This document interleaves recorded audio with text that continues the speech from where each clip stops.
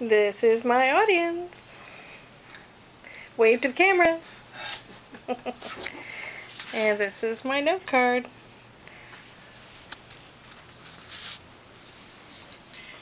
Okay, so something that might amaze or surprise people or scare them, depending upon how they feel about it.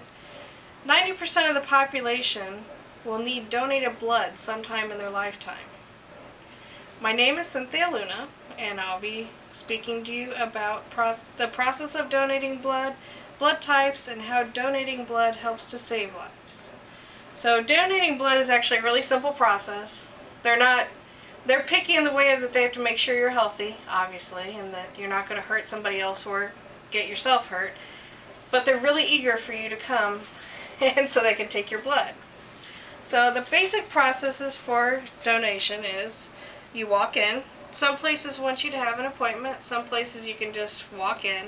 And there are donation centers all over the United States. They're everywhere. Some major cities have multiple donation sites. So it's really easy to find a place.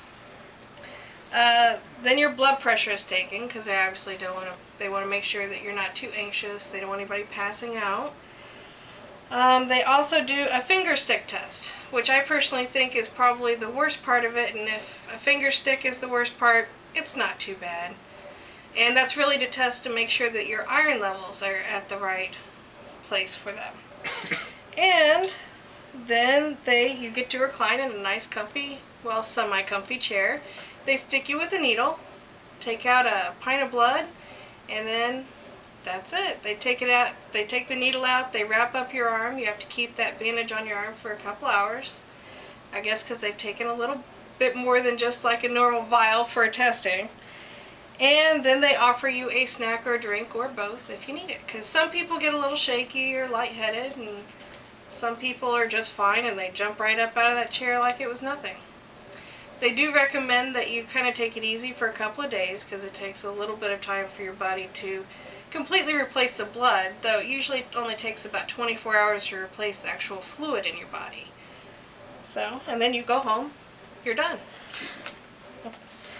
Now, there are 4 basic types of blood. Of course, and then you have the Rh factor, which is the absence or having a specific antigen. So you have the A's, A, positive, negative, B, AB, and O. Now, the most desired for blood donation, well, everyone is desired, but especially O negative, because O negative is the universal donor. As you can see here, well, maybe you can't see, but they do, O negative can give to everyone. Unfortunately, O negative can only give to themselves, so there's a little drawback there. And this shows the percentages of the population that actually have each blood type. So A positive would be the I guess O positive would be the most prevalent, A positive the next, and the most rare, of course, would be the B negative and AB negative. Of course, anybody that wants to donate blood is obviously welcome because they need all types.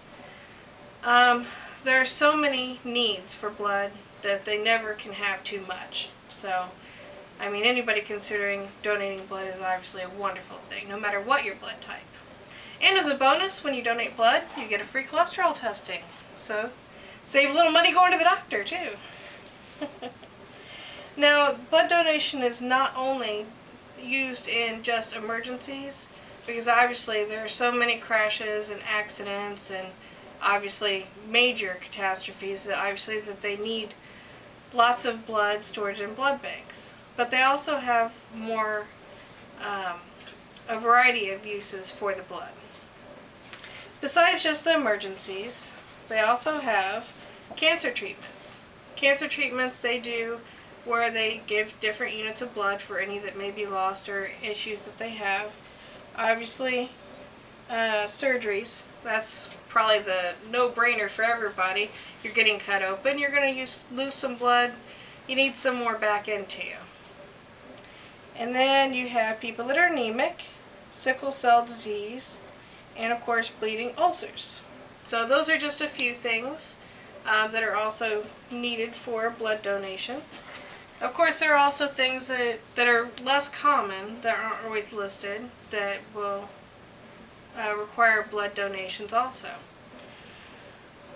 So it's really easy to take for granted blood donation, for people to say that they're too busy or I hate needles.